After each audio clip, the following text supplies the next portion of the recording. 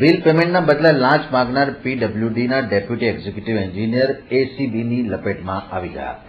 હરણી road પર રહેતા contractor વિજય પટેલના 19 લાખના બાકી પેમેન્ટના બદલે પીડબ્લ્યુડીના deputy executive engineer Ajay Suman ભગતે 28,500 રૂપિયાની લાંચ માંગી હતી. તે સંદર્ભે વિજય પટેલે એસીબીનો સંપર્ક કરતા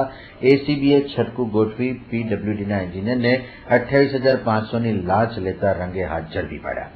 વધુ એક સરકારી અધિકારી લાંચમાં ઝડપાતા સરકારી બેડામાં ખળભળાટ મચી ગયો છે. અમારી પાસે એક ફરિયાદી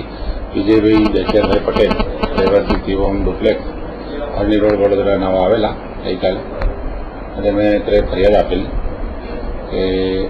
પ્રોજેક્ટ ઇમ્પ્લિમેન્ટેશન યુનિટ જેની ઓફિસ ડોક્ટર ક્વાર્ટર્સ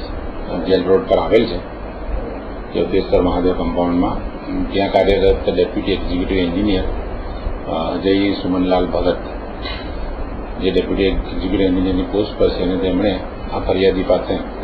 જે રજિસ્ટર્ડ સિવિલ કોન્ટ્રાક્ટર છે અને સાવલી ખાતે સી કેટેગરીના સીએસસી સ્ટાફ ક્વાર્ટર્સનું બાંધકામનું કામ કરે છે તેમની પાસે તેમના લાસ્ટ પેમેન્ટ લગભગ 19 લાખ રૂપિયા જેવું હતું તેના 1.5% લેખે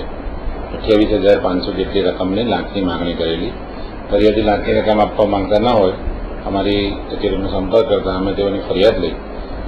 ફરિયાદીને આરોપી આજરોજ 11 થી 12 વચ્ચે પોતાની ઓફિસે સેન્ટ્રલ જેલ રોડ ખાતે બોલાવેલ હોય અમે પંચો રૂપિયા રેટ કરતા આરોપી 28,500ની લાંચ લેતા રૂબરૂમાં પકડાઈ ગયા છે.